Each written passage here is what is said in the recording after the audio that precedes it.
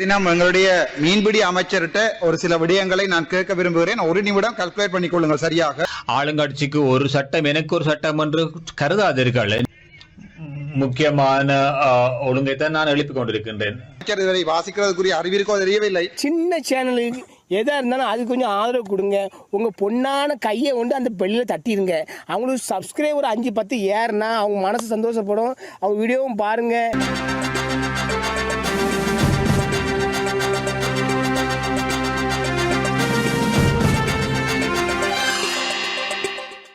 ஒரு எதிர்கட்சி என்ற அடிப்படையில், தலைவர் என்ற அடிப்படையில் இந்த சுதத் சில்வா அவருக்கு ஏற்படுத்தப்பட்ட அவமானத்தையும் மனவேதனை தொடர்பாக என்ன குறிப்பிடுகின்றார் என்பது தொடர்பாக நான் அறிய விரும்புகின்றேன்.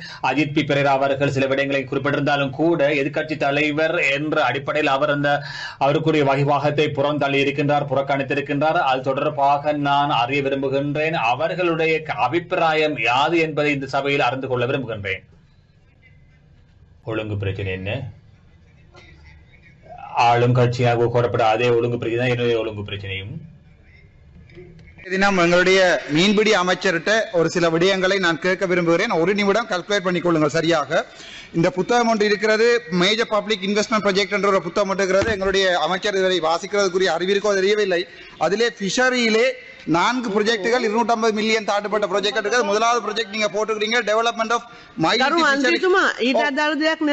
அதனுடன் தொடர்பட்டது அல்லவே. ஒரு நிமிடம் தாருங்கள். அந்த பக்கமாக நீங்கள் ஒரு நிமிடங்கள் கொடுத்தீர்கள் அல்லவா? அதனால் தொடர்பட்டதென்றால் பரவாயில்லை, கூறுங்கள்.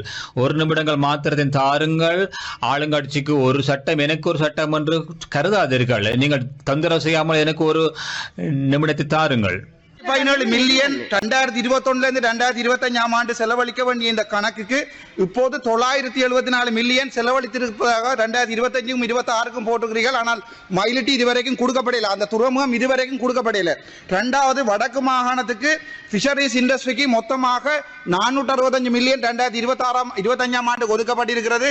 நேற்றைய தினம் டிசிசி மீட்டிங்ல நீங்களும் ஜிஏ பிரதீபன் அவர்களும் சேர்ந்து 500 மில்லியனை கொண்டே குறுகட்டுவானுக்கு போடுவதாக சொல்லியிருக்கிறீர்கள். எங்களுக்கு இந்த ரெண்டையும் விளங்கப்படுத்துங்கள்.